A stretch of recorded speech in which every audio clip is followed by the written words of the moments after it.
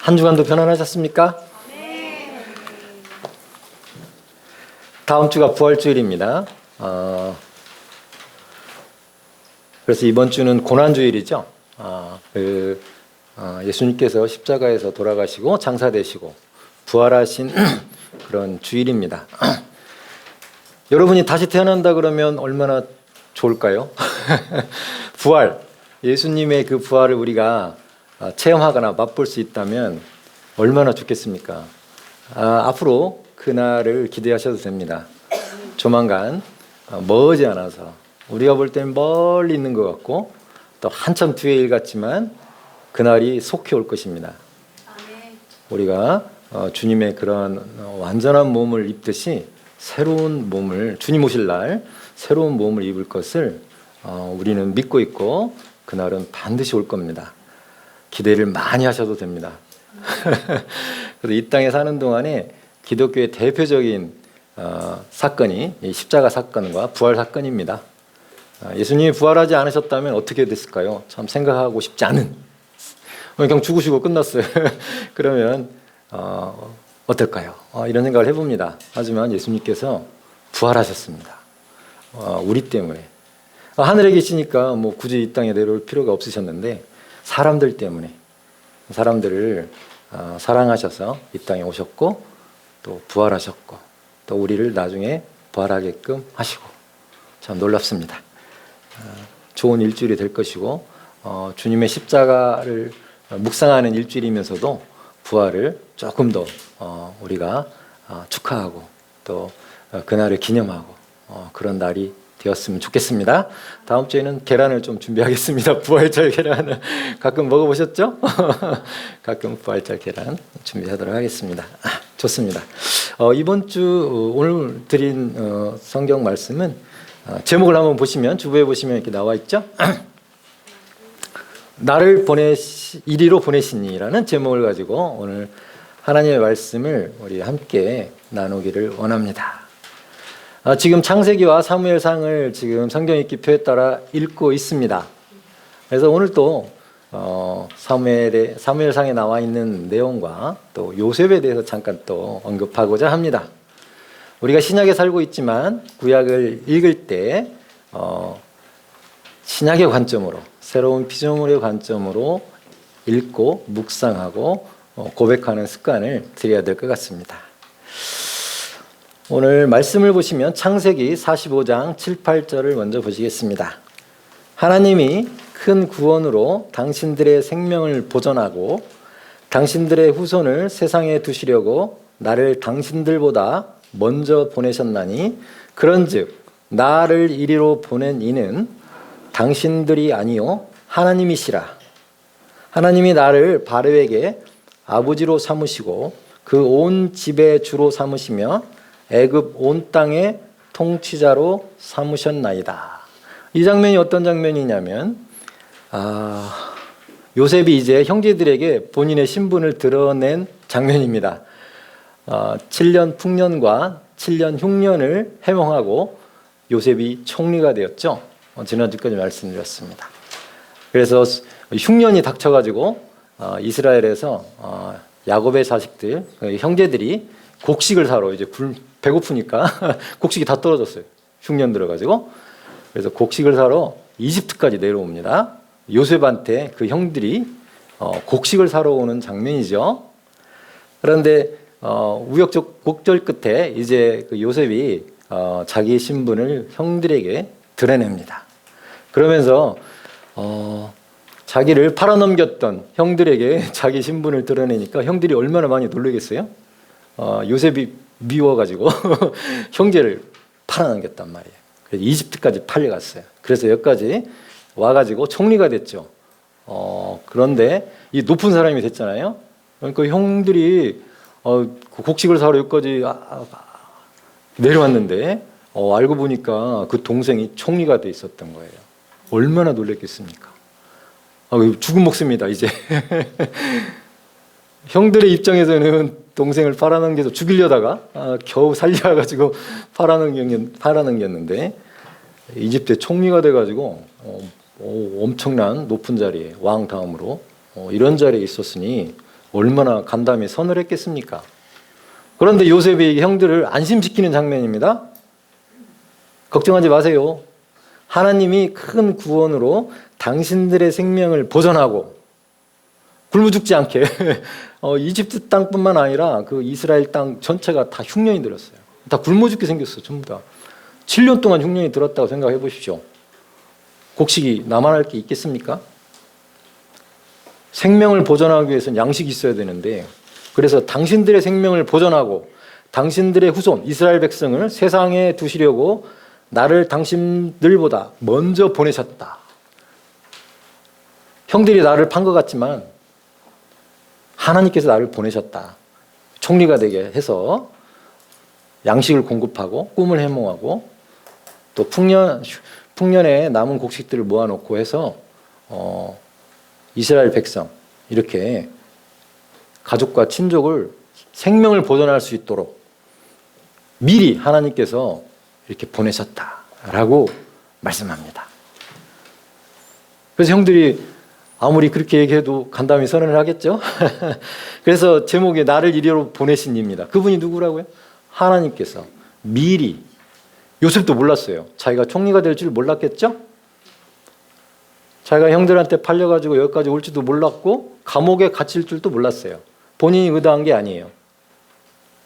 본인이 의도한 게 아니에요. 억울함을 쓰고 감옥에까지 갇혔고 겨우 꿈을 해몽하고 바로 앞에 쓰게 된 거죠. 뭐와 비슷합니까? 오늘 말씀드리는 이 장면은 어떤 분하고 아주 비슷해요. 누구하고 비슷하다고요? 맞습니다. 구약은 신약의 예표입니다. 이번 주에 요셉에 대해서 깊이 묵상하면서 떠오르는 분이 예수님이셨어요. 예수님이 부활하셨어요. 요셉이 환골탈태했어. 감옥에 갇혀있는 죄수가 총리가 됐단 말이에요. 하루아침에. 이건 거의 그냥 죽었다가 감옥에 갇혔어요. 예수님께서 십자가에 돌아가시고 지옥까지 장사되시고 지옥까지 내려간 장면하고 비슷해.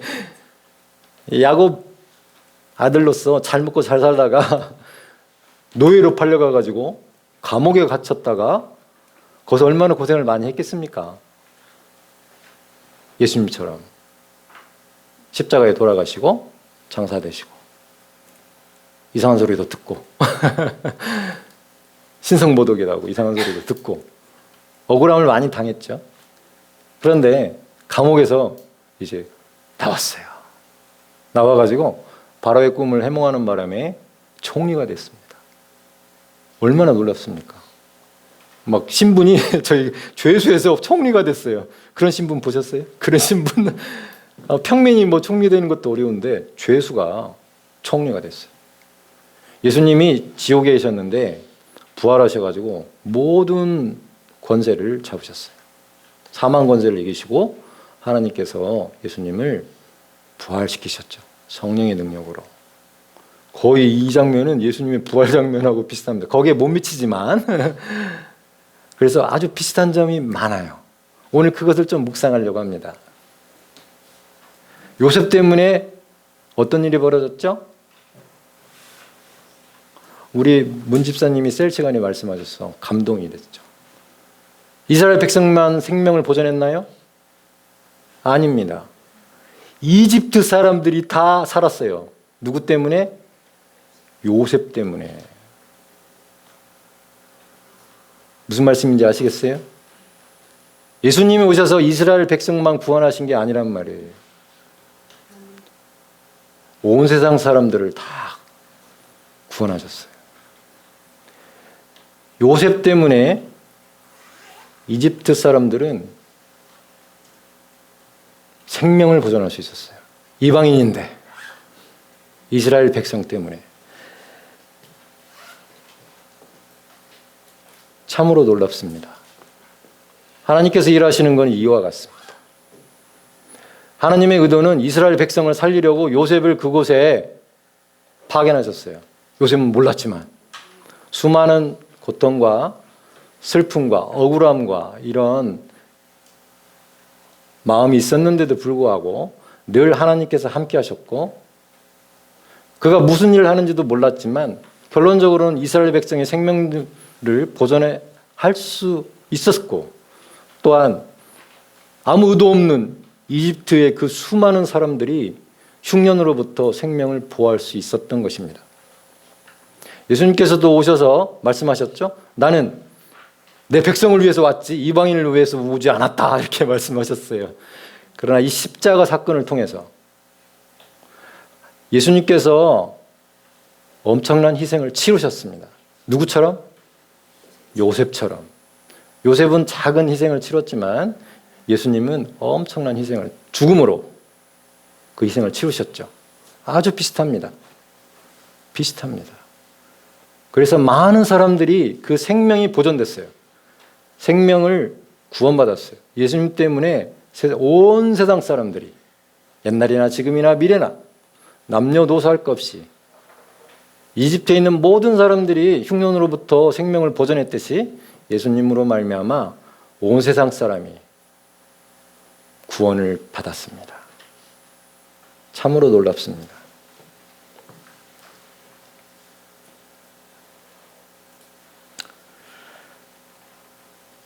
참으로 놀랍습니다.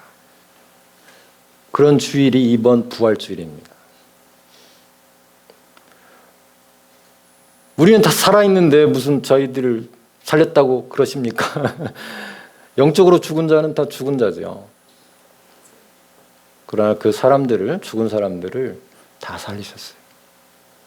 다 살리셨습니다.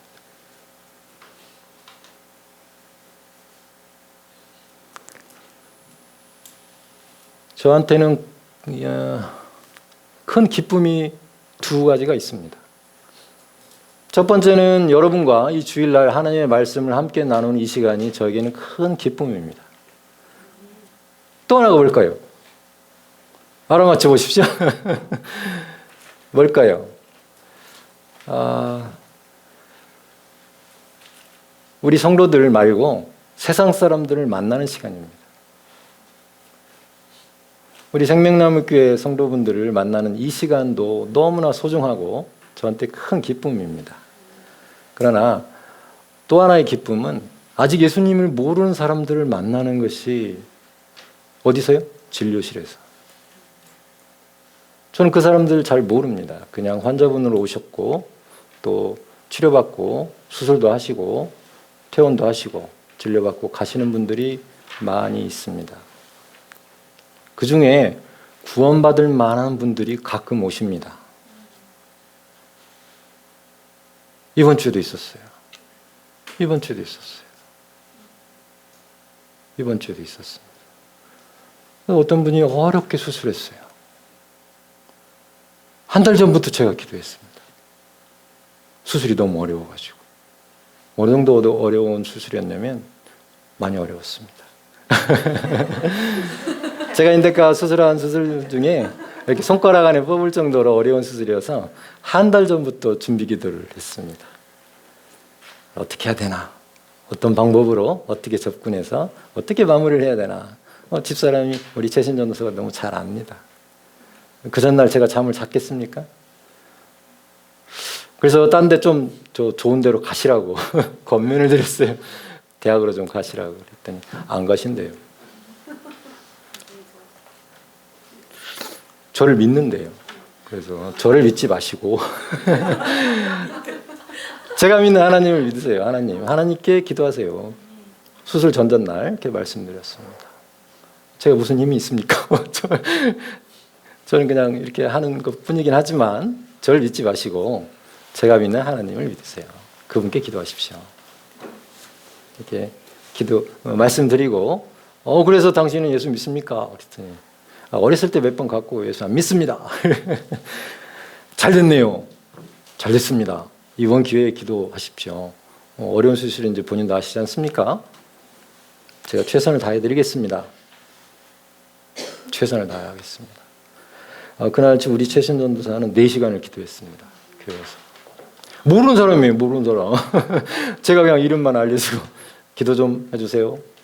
수술이 아주 어렵습니다. 저도 그분 잘 모릅니다. 근데 저를 찾아왔고 저에게 모든 걸 맡기고 수술을 신뢰하면서 맡기셨어요. 그래서 당신의 믿음대로 될 것입니다. 당신의 믿음대로 될 것입니다. 하나님께서 우리의 믿음을 보시듯이 환자분의 믿음을 보시죠. 저 사람이 해주면 잘 될 것 같아, 이런 믿음이 있죠. 그래도 안 떠나. 좀 근데 가시라고 그랬더니 끝끝내 여기서 하신다고 그랬고, 제가 최선을 다해서 해드린다고 했습니다. 근데 수술이 너무 잘 됐습니다. 서너 시간 걸린 것 같아요. 너무 잘 됐습니다. 제가 목표했던 거 이상 잘 됐습니다. 어려운 수술이었지만 주님께서 잘 끝내게 해주셨고 그렇게 해주셨습니다. 그래서 퇴원하는 날 너무 기쁘잖아요. 끝나자마자 주님께 감사기도 하고 집에 와도 감사. 너무 감사한 거. 감사. 너무 기도해 주는 사람도 있지만 감사하다. 주님께서 그분이 왜 끝까지 저에게 그렇게 고집을 했을까? 뭔가 이유가 있을 거야. 난 예수 믿는 사람이고 내가 해줄 수 있는 것은 예수님을 전하는 것밖에 없어. 주일날 여러분과 함께 주의 하나님의 말씀을 함께 나누는 것도 참 큰 기쁨입니다. 하지만 아직 예수님을 모르는 사람에게 예수님을 전하는 것 또한 정말 큰 기쁨입니다. 저에게는 딱 그 두 가지 기쁨밖에 없습니다. 가장 큰, 나머지 다른 것도 기쁘죠. 가족과 함께 식사하는 것도 너무 기쁘고 이렇게 기쁜 일이 많이 있습니다. 하지만 가장 큰 기쁨은 그 두 가지입니다. 그래서 그분을 퇴원할 때 이렇게 늘 말씀드리지만 당신이 나한테 온 이유는 잘 모르겠어요. 하지만 제가 드릴 수 있는 거는 예수 이름밖에 없습니다. 그래서 주의 복음을 다른 분은 조금 짧게 전했지만 그분은 좀 길게 전했습니다. 한 30분 시간을 낸 것 같아요. 그래서 예수님을 소개하고 전도지를 가지고 하나씩 설명해드리고 반드시 오늘 영접을 하셔야 됩니다. 예수를 주로 시인하고 하나님께서 그를 죽은 자 가운데서 살리신 것을 마음으로 믿으면 구원을 얻으리라. 사람이 마음으로 믿고 입으로 시인하여 구원을 얻느니라. 이렇게 되어 있습니다. 당신이 오늘 예수님을 받아들이고 이렇게 입으로 고백하면 우리는 누구나 구원받을 수 있습니다. 라고. 당신을 위해서 우리 아내가 4시간을 기도했습니다. 당신은 잘 모를 겁니다. 예수님께는 이 세상에 많은 사람들을 구원하시기 위해서 큰 희생을 치르셨어요. 요셉도 자기 뜻은 아니지만 이스라엘 백성과 이집트 사람들을 살리기 위해서 노예로 팔려가는 고통을 겪었습니다. 형제들로부터 배신을 당했어요. 형제들로부터 배신을 당해보셨습니까? 그런 고통을 겪었다고요. 우리가 한 영혼이 생명을 보존하기 위해서는 그 많은 사람들이 생명을 다시 얻기 위해서는 누군가의 희생이 필요합니다. 누군가의 고통이 필요한 거예요. 누군가의 기도가 필요한 것이라 그런 말씀입니다. 세상에 살아보셨지만 공짜가 있습니까? 공짜는 없습니다. 공짜 기대하지 마세요. 공짜 없습니다.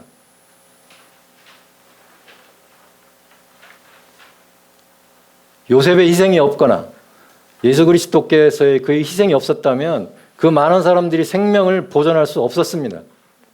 우리가 어떤 사람들의 생명을 이겨올 때에는 반드시 대가가 필요합니다. 그분을 놓고 한 달 전부터 기도했어요. 그분을 놓고 동역자가 또 중보기도를 같이 했습니다.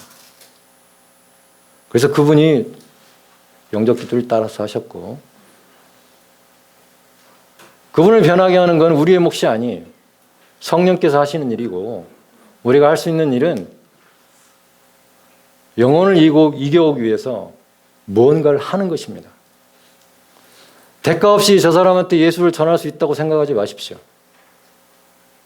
뭔가 대가를 치러야 됩니다. 그분을 놓고 기도를 하시든가 밥을 한 끼 사주시든가 권면의 말씀을 해주시든가 위로의 말씀을 해주시든가 내가 뭔가 대가를 치러야 됩니다. 그게 뭔지는 몰라요. 하지만 대가 없이 한 영혼을 생명을 살릴 수 있다고 생각하지 마십시오. 그 일은 예수님께서 다 해놓으셨어요. 다 해놓으셨어요. 하지만 누군가가 그 다리 역할을 하지 않으면, 요셉과 같이 대가를 치르지 않으면 생명을 살리고 보존하고 다시 태어나게 하는 일은 거의 없습니다. 이 땅에 선교사님들이 오셔서 많은 분들이 순교하셨어요. 그분들의 목숨과 피가 아니었으면 이 한반도에 복음이 전해지지 않았다, 그런 말입니다. 누군가가 희생을 치르지 않았다면, 누군가가 뭔가의 대가를 치르지 않고 무엇을 얻을 생각을 하는 것은 부당하다, 그런 말입니다. 2번, 예수님을 이 땅에 보내신 분이 하나님이십니다. 요한복음 10장 10절은 우리가 너무 잘 압니다. 도둑이 오는 것은 도둑질하고 죽이고 멸망시키는 것뿐이요, 내가 온 것은 양으로 생명을 얻게 하고 더 풍성히 얻게 하려 하심이라. 예수님께서 이 땅에 오신 것은 생명을 살리러 오신 거예요. 요셉이 끌려간 것도 생명을 살리려고 거기에 끌려간 거예요. 요한복음 3장 16절이 더 가슴에 와닿습니다. 하나님이 세상을 이처럼 사랑하사 독생자를 주셨으니 이는 그를 믿는 자마다 멸망하지 않고 영생을 얻게 하려 하심이라. 하나님께서 예수님을 이 땅에 보내신 이유는 사람들로 하여금 멸망하지 않고 생명을 얻게 하려고, 하나님의 생명, 영원한 생명을 얻게 하시려고 예수님을 이 땅에 보내셨다고요. 생명을 살리려고. 이스라엘 백성과 이집트 사람들의 생명을 살리려고 요셉을 보내셨듯이 이 땅에 예수님을 보내셨다고요. 생명을 살리려고. 3번입니다. 나를 이리로 보내신 이라고 다시 표현을 해봤습니다. 요셉이 한 고백인데 여러분의 고백이 되시기 바랍니다. 우리들의 고백입니다. 나를 이리로 보내신 이는 누구십니까? 나를 예수 믿게 해서 이 자리에 서게 하신 분이 누구십니까? 내가 있는 직장에 서 있는 그곳으로 보내신 이유가 무엇입니까?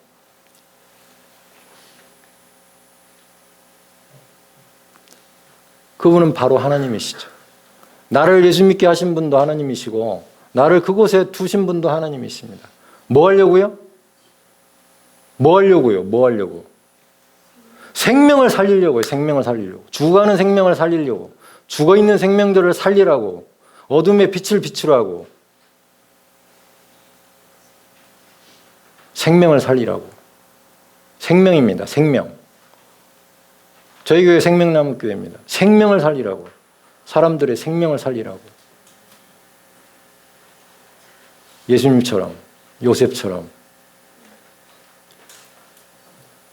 거저 살릴 수 있다고 생각하지 마십시오. 그 값은 예수님이 다 치르셨어요, 이미. 그러나 우리에게 작은 뭔가가 필요합니다. 고린도후서 5장 17절에서 20절. 그런즉 누구든지 그리스도 안에 있으면 새로운 피조물이라. 이전 것은 지나갔으니 보라 새 것이 되었도다. 모든 것이 하나님께로부터 났으며 그가 그리스도로 말미암아 우리를 자기와 화목하게 하시고 또 우리에게 화목하게 하는 직분을 주셨으니 곧 하나님께서 그리스도 안에 계시사 세상을 자기와 화목하게 하시며 그들의 죄를 그들에게 돌리지 아니하시고 화목하게 하는 말씀을 우리에게 부탁하셨느니라. 그러므로 우리가 그리스도를 대신하여 사신이 되어 하나님이 우리를 통하여 너희를 권면하시는 것 같이 그리스도를 대신하여 간청하노니 너희는 하나님과 화목하라. 우리에게 하나님의 말씀을 주셨고 전하라고 화해하는 직분을 주셨어요. 우리 때에서 끝나는 게 아니라 하나님께 받은 생명을 흘려보내라고 우리에게 하나님의 말씀을 주셨고 복음을 주셨고 직분을 주셨다고. 우리가 있는 곳에, 교회에서, 직장에서, 가정에서 우리가 만나는 모든 사람들에게 때를 얻든지 못 얻든지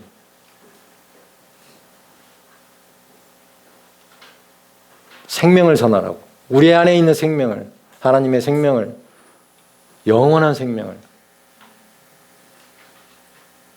다른 사람들한테 전하라고. 그래서 그 사람들을 살리라고. 요셉이 아니었으면 다 굶어 죽었을 겁니다. 다 죽었을 거예요. 그냥 다. 우리가 아니면 생명을 전할 사람들이 없어요. 누가 있겠습니까? 그럼 어떻게 하란 말이냐? 이제 두 번째 얘기로 넘어갑니다. 요셉은 늘 꿈을 해몽할 뿐만 아니라 대안을 제시했습니다. 여러분이 생명을 살리기 위해서 그럼 어떻게 해야 되냐? 이렇게 나와야 됩니다. 대안을 제시합니다. 지금부터. 대안을 제시하면서 사울 얘기로 넘어갑니다. 사울.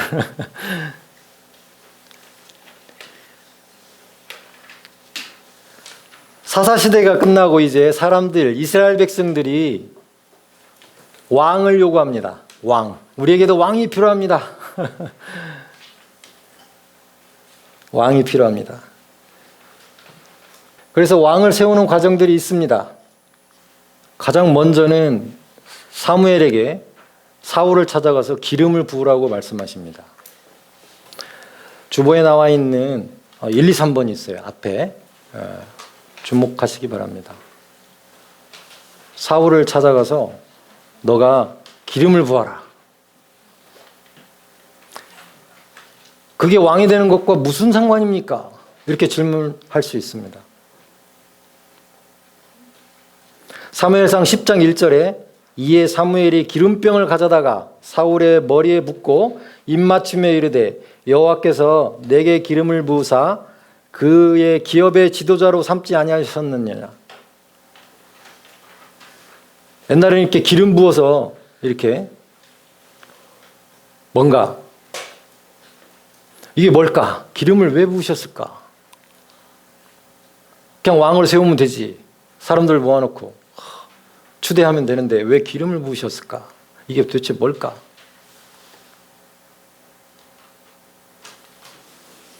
이걸 신약으로 가져오면 어떤 현상이 벌어지냐면 주님을 영접하는 것입니다. 요한복음 1장 12절 영접하는 자 곧 그 이름을 믿는 자들에게는 하나님의 자녀가 되는 권세를 주셨으니 라고 말씀하고 계십니다. 우리가 어떤 사람한테 기름을 부어서 왕의 기름을 부었다. 이 말은 그 사람이 이제 왕이 될 그런 권세를 그 사람한테 부여한다 그런 뜻입니다. 하나님의 자녀가 되는 권세를 주는 기름 부음이 흘러간다 그런 말입니다. 무엇을 통해서? 영접하는 자에게. 영접하는 것은 기름 부음과 같습니다. 이제 너는 하나님의 자녀야 이런 뜻입니다. 너는 이제 왕이야 라고 말하기 전에 기름을 부었다는 것입니다. 구약에서. 신약에서는 내가 예수님을 받아들일 거야. 예수님을 영접할 거야. 그래서 나는 하나님의 자녀가 되었어. 이렇게 이 기름 부음과 같은 의미가 있습니다. 그래서 로마서 10장 9절 말씀을 늘 말씀드린 이유는 여기에 있습니다. 어떤 사람이 하나님의 자녀가 되기 위해서는 이런 영접하는 과정이 반드시 필요합니다. 그에게 하나님의 자녀 되는 권세를 주는 것이 굉장히 중요합니다. 그게 시작이죠. 그게 기름 부음입니다. 사울의 왕을 세울 때 기름을 먼저 부었듯이 이분이 예수님을 영접하는 그 과정이 기름 부음과 같습니다. 왜냐하면 하나님의 자녀 되는 권세를 주는 거니까. 왕에 대한 권세를 부여하는 그게 바로 기름을 붓는 것과 같습니다. 구약에서. 신약에서는 주님을 영접하는 것이 그의 시작과 같은 것과 그런 뜻입니다. 두 번째 필요한 게 있습니다. 우리가 어떤 사람을 이렇게 기름을 붓고 영접을 시켰어요. 근데 그 다음부터 아무것도 안 하면 절대 안 된다는 것이죠. 두 번째 과정이 있었어요. 하나님께서 이 사무엘을 통해서 사울에게 기름을 부으시고 두 번째 시행하신 사건이 그 다음 줄에 나옵니다. 사무엘상 10장 6, 7절에 이어서 나옵니다. 내게는 여호와의 영이 크게 임하리니 너도 그들과 함께 예언을 하고 변하여 새 사람이 되리라. 이 징조가 내게 임하거든 너는 기회를 따라 행하라. 하나님이 너와 함께 하시느니라. 그래서 10장 10절에 그들이 산에 이를 때 선지자의 무리가 그를 영접하고 하나님의 영이 사울에게 크게 임함으로 그가 그들 중에서 예언을 하니라고 표현되어 있습니다. 어떤 사람이 사울이 기름 부음을 받고 그 다음에 하나님께서 하신 일은 성령을 부으신 일입니다. 여호와의 영을 그 사울에게 임하게 하신 거예요. 그냥 기름 붓고 왕 세우면 되는데 왜 성령을 부으셨나? 여호와의 영이 성령이 사울에게 임했을 때 왕으로서의 그런 지혜와 능력이 생기는 것입니다. 우리의 힘과 능력이 아니라 사람의 힘과 능력이 아니라 하나님께서 여호와의 영을 성령을 부으신 것은 이제 왕으로 세웠으니 권세가 주어졌으니 실질적인 능력도 있어야 됩니다. 어떤 권세는 말만의 권세가 아니라 힘을 줘야 된다 그런 뜻입니다. 대통령도 대통령으로서의 권세만 주어지는 게 아니라 국군 통수권이 주어집니다. 어떤 능력과 권세, 힘이 주어진다는 뜻입니다. 그래서 이 왕이 제대로 힘을 발휘하기 위해서는 성령의 기름, 성령이 반드시 필요한 것입니다. 여호와의 영이 필요한 거예요. 그래서 두 번째 단계, 첫 번째 단계는 기름을 붓고 두 번째 단계는 성령이 임하게 하셨어요. 그래서 세 번째 단계, 이제 많은 사람들에게 공포하는 것입니다. 결혼식을 하는 이유도 많은 사람들 앞에 증인이 되듯이 이제 왕이 되었음을 많은 사람들한테 선포하는 거예요. 사무엘상 10장 24절 3번입니다. 사무엘이 모든 백성에게 이르되 너희는 여호와께서 택하신 자를 보느냐? 모든 백성 중에 짝할 리가 없느니라 하니 모든 백성이 왕의 만세를 외쳐 부르니라. 왕 만세라고 모든 백성이 증인이 되어줍니다. 놀랍죠? 하나님의 이 단계는 우리가 잘 기억해야 됩니다.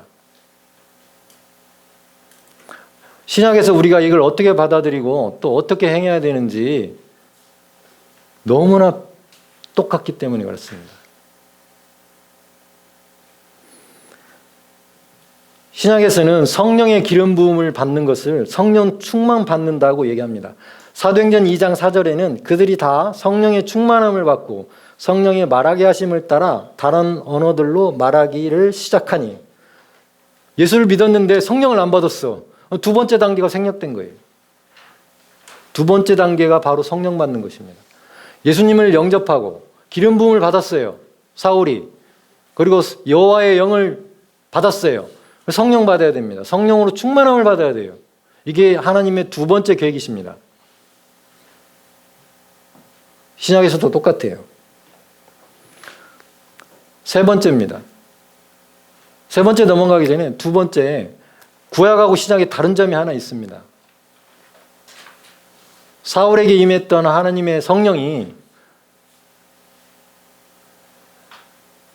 사울과 우리와 차이점이 딱 하나 있어요. 그게 뭡니까?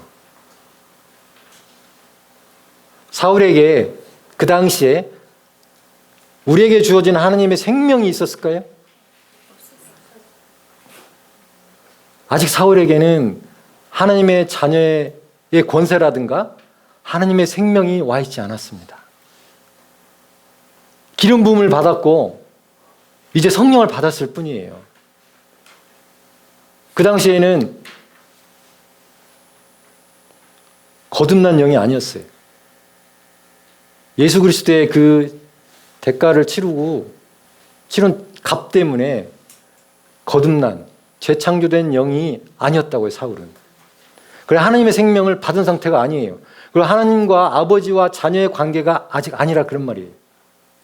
그 상태에서 성령이 임하셨어요.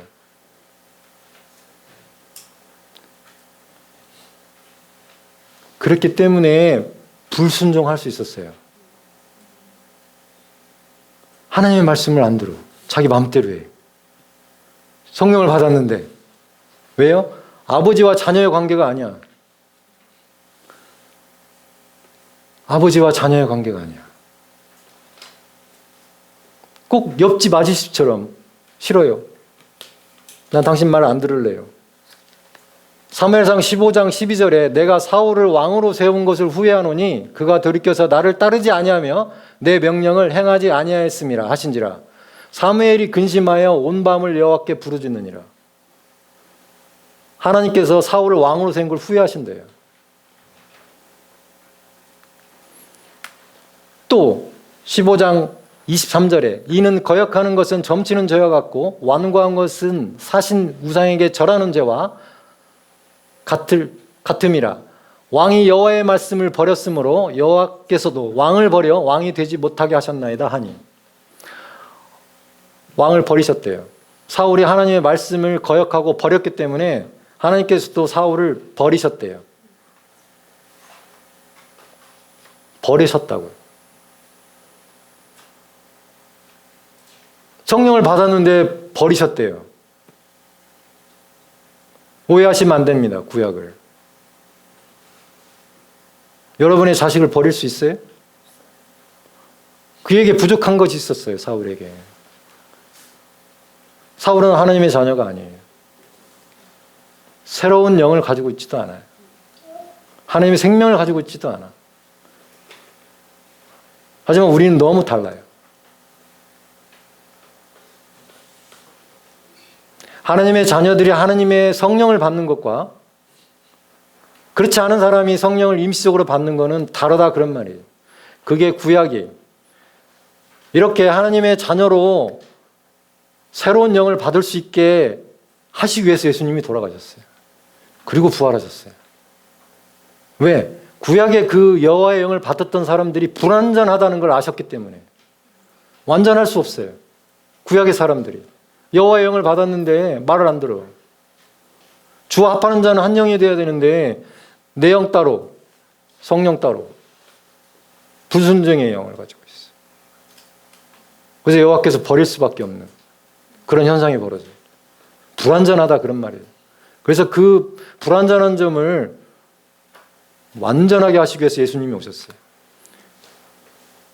여러분이 여러분의 자녀를 버릴 수 없듯이 하나님께서 한 번 거듭난 하나님의 자녀를 버리실 수 없어요. 성령을 보내셔서 이제 이 사울처럼 떠나지 않으세요.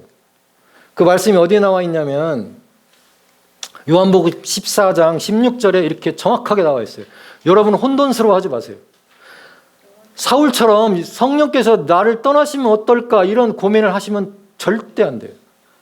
그건 구약이에요. 그건 하나님의 자녀들에 해당되지 않는 얘기예요. 우리들은 하나님의 자녀예요. 내가 성령 받았는데 내가 뭐 잘못하면 성령께서 떠나시겠지? 이런 오해를 하시면 절대 안 된다고요.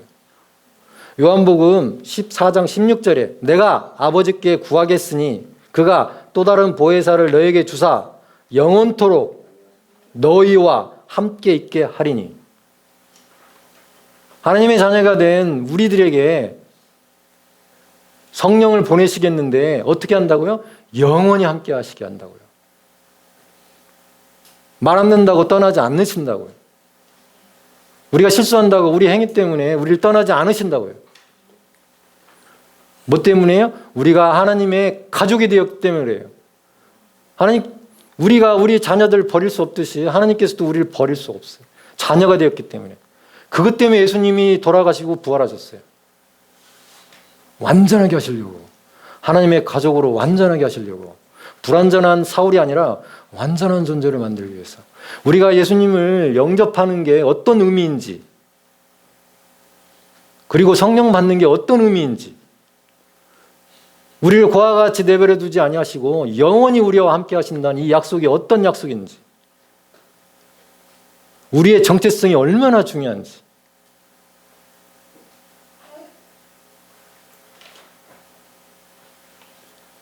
오늘 완전히 깨달으시기 바랍니다. 흔들리지 마시기 바랍니다. 예수님을 영접하고 성령 받는 것은 이와 같은 것입니다. 그리고 세 번째입니다. 사울이 왕이 됐을 때 왕의 만사라고 이렇게 많은 사람들에게 공포했던 것처럼 로마서 5장 17절은 이렇게 말씀합니다. 한 사람의 범죄로 말미암아 사망이 그 한 사람을 통하여 왕노릇하였은즉 더욱 은혜와 의의 선물을 넘치게 받은 자들은 한 분 예수 그리스도를 통하여 생명 안에서 왕노릇하리도다. 우리는 왕입니다. 이 땅에서 왕이에요. 예수 그리스도의 생명 안에서 하나님의 생명을 받은 자들이 이제 왕노릇하기 시작한다 그런 말입니다. 다스리고 통치하기 시작한다 그런 말이에요. 하나님의 자녀로서 왕 같은 제사장으로 이 땅에서 다스리고 통치하기 시작한다.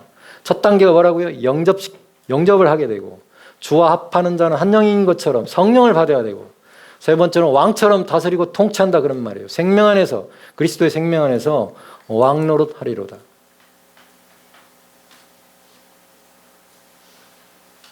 이 3단계를 잊지 마십시오. 우리가 해야 될 일이에요. 우리가. 대안을 얘기했어요. 아까.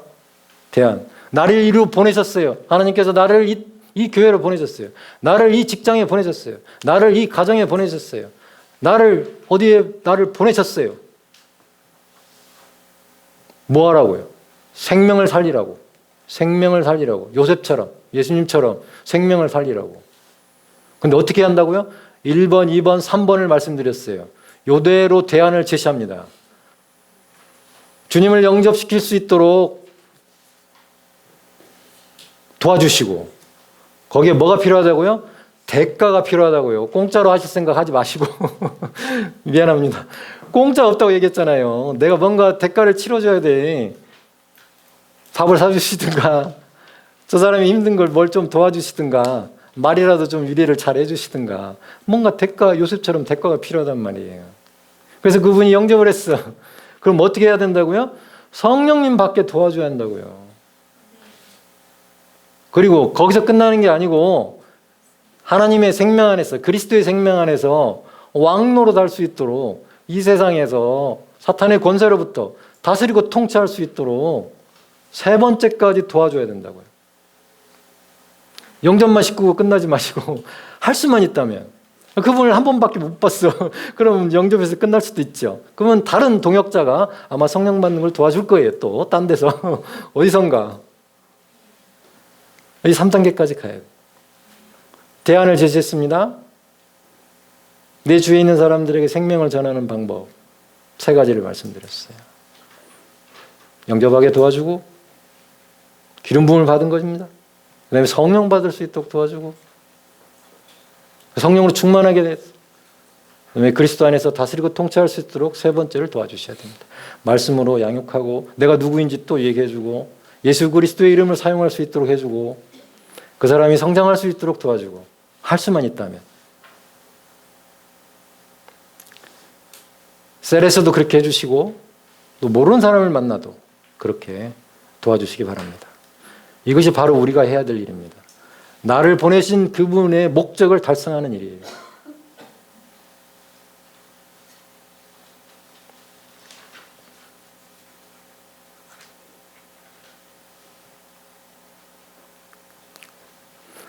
그래서 우리는 예수 믿을 때 예수님과 하나입니다. 하나. 그날에는 내가 아버지 안에, 요한복음 14장 20절입니다. 다 같이 한번 같이 읽습니다. 그날에는 내가 아버지 안에, 너희가 내 안에, 내가 너희 안에 있는 것을 너희가 알리라. 그래서 하나님과 예수님과 우리가 하나입니다. 하나. 우리가 늘 고백하잖아요. 따로가 아니에요. 하나님의 생명을 받았기 때문에 그냥 가족이에요. 하나예요. 하나. 그래서 우리는 버려질 수 없어요. 고민하지 마십시오. 우리가 해야 될 일은 그냥 생명을 전하는 일이 다른 일이 없어. 그냥 우리는 그냥 그런 생명을 받은 자야.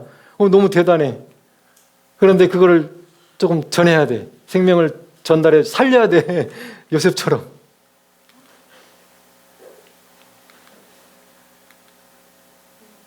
그래서 그분이 우리 아버지세요. 주는 아버지시라. 이사야서 이렇게 예언을 해놓은 거예요. 이 이사야는 구약입니다. 이사야서는 근데 구약에서 이렇게 예언을 탁 해놨어요. 주는 뭐라고요?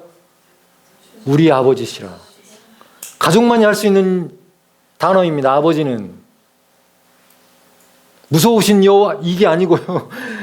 이사야는 이렇게 예언을 해놨어요. 주는 우리 아버지시라. 그분은 우리 아버지 되십니다. 라고 예언을 해놨어요. 아주 오래전에. 아브라함은 우리를 모르고 이스라엘은 우리를 인정하지 아니할지라도 여호와여 주는 우리의 아버지시라. 옛날부터 주의 이름을 우리의 구속자라 하셨거늘 그분은 우리의 아버지 되십니다. 여러분을 돌보고 계신 분은 아버지세요. 육신의 아버지도 계시겠지만 진짜 아버지는 예수 믿는 순간 우리를 계속 돌보고 계시고 그분이 우리 아버지십니다.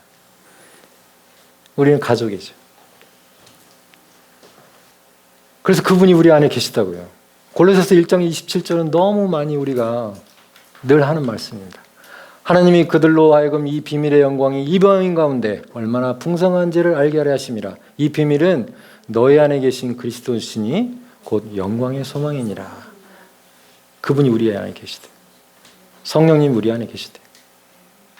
그분이. 그래서 그분과 우리가 하나래요. 그분과. 그래서 우리를 어딜 가든지 그분과 함께 가는 거예요. 혼자가 아니에요. 결혼해서 와이프랑 또 남편이랑 같이 가니까 혼자가 아닌 게 아니고 우리 안에 계신 분이 진짜 우리의 그분입니다. 그분. 우리들이 의인인데 이 의인의 열매는 생명나무라. 잠언 11장 30절 말씀입니다. 지혜로운 사람은 사람을 얻느니라. 우리들의 열매는 생명나무와 같습니다. 우리가 맺는 열매들은 생명에서 맺는 열매들입니다. 이 생명나무의 열매들을 다른 사람이 따먹을 수 있게 그 사람이 못 오면 내가 갖다 줘야 따서 먹을 수 있도록. 우리들은 하나님을 믿는 사람들이고 예수님을 영접한 사람들입니다. 의인들이죠. 이 의인들은 생명나무의 열매를 맺을 수밖에 없어요. 근데 그 열매들을 다른 사람들이 따먹을 수 있도록 선악과 따먹지 말고 누구처럼 생명나무 우리 안에 맺는 이 열매들을 다른 사람들이 따먹을 수 있도록. 따먹으면 어떻게 되죠? 그들이 생명을 얻게 됩니다. 생명을 얻게 되죠. 우리가 전하려고 하는 건 생명이에요. 그래서 지금 말씀의 실제를 계속 생명에 관한 말씀의 실제를 하고 있습니다.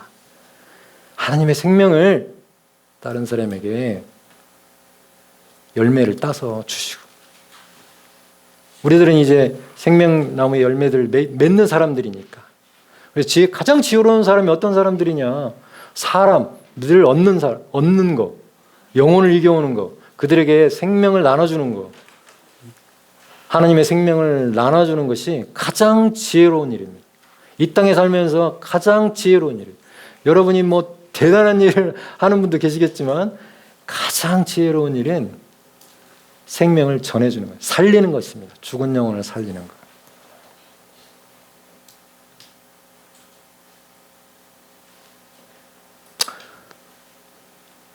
며칠 전에 또 어떤 한 분이 계셨어요. 출산을 하고 태어나시는 분. 어렵게 출산 잔분만 하려다가 못하고 제왕절개 하셨습니다. 제가 해야 된다고 이렇게 하고 안전한 출산해서 지금 진행이 안 되니까 수술해야 된다고 수술해드렸습니다. 근데 건강하게 퇴원하셨어요. 퇴원하시는데 늘 이렇게 오셨어요. 다시 오셨는데 이름이 그 아이 이름을 무엇으로 줬습니까? 그랬더니 하랑이래요. 하랑. 하나님의 사랑. 너무 좋죠? 뭐 그냥 한자로는 뭐 참 좋은 빛난 뭐 이렇게 좋은 이름이에요. 너무 좋다. 잘 됐습니다. 그랬어요. 너무 잘 키우시기 바랍니다. 너무 잘 됐습니다. 그래서 예수 믿으십니까? 그랬죠. 그랬더니 예수 믿는데요. 그래서 남편도 믿으시나요? 그랬더니 남편은 안 믿는데요. 그래서 제가 얘기했습니다. 당신이 거룩하니까 당신 때문에 당신 아이도 구원받고 당신 때문에 남편이 거룩해지고 당신 때문에 남편이 구원받을 수 있습니다. 사도행전 16장 31절에도 주 예수를 믿으라. 그러면 너와 네 집이 구원을 받는다. 당신 때문에 당신의 남편이 구원받을 겁니다. 당신 때문에 당신의 아이가 축복받을 겁니다. 그리고 구원받을 것입니다. 당신 때문에. 지금은 남편이 교회를 안 나가고 있지만 조만간 때가 되면 당신 때문에 당신의 온 집이 구원을 받을 겁니다. 라고 했더니 우세요. 이유는 잘 몰라. 이유는 잘 모르지만 그분이 감동을 받았어. 하나님의 감동을 받았어. 그와 같습니다. 우리 생명을 전하는 자들입니다.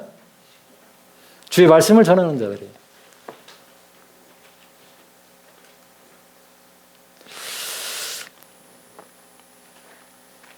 우리에게 작은 것이 있다면 우리 입을 놔둬서 뭐 하겠습니까? 그냥 말씀하시고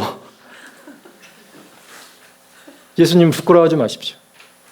우리 주인 되신 그분입니다. 부끄러워하지 마십시오. 어디가 됐든 누구가 됐든 이렇게 말씀하셔도 됩니다. 우리 하나님 아버지께서 보고 계시고 우리의 주인 되시는 분이 예수님이세요. 그래서 그분을 얘기하는 건 너무 자연스러워요. 부끄러워하지 마십시오. 세상 사람들에게 말할 때 부끄러워하지 마십시오. 어제도 어디 전주에 갔다 왔는데 우리 형님이 기도해 주라고 해서 그냥 기도해드리고. 모르는 사람 있건 없건 상관없어요. 예수 믿는 사람 있건 없건 상관없어요. 어젯밤에도 그냥 응급분만 있어서 병원 갔다 왔는데 예수 믿는 자매예요. 그래서 아이를 기도해 주고. 부끄러워하지 마십시오. 축복받은 자라고. 예수님은 부끄러워하지 마십시오. 복음을 전하는데 부끄러워하지 마십시오. 나중에 여러분이 하늘나라에 갔을 때 부끄러움을 당하지 않도록 하십시오.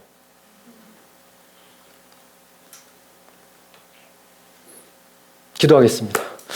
하나님 아버지 감사합니다. 주님께서 이 땅에 하나님께서 저를 이곳에, 직장에, 교회에, 가정에 보내셨습니다.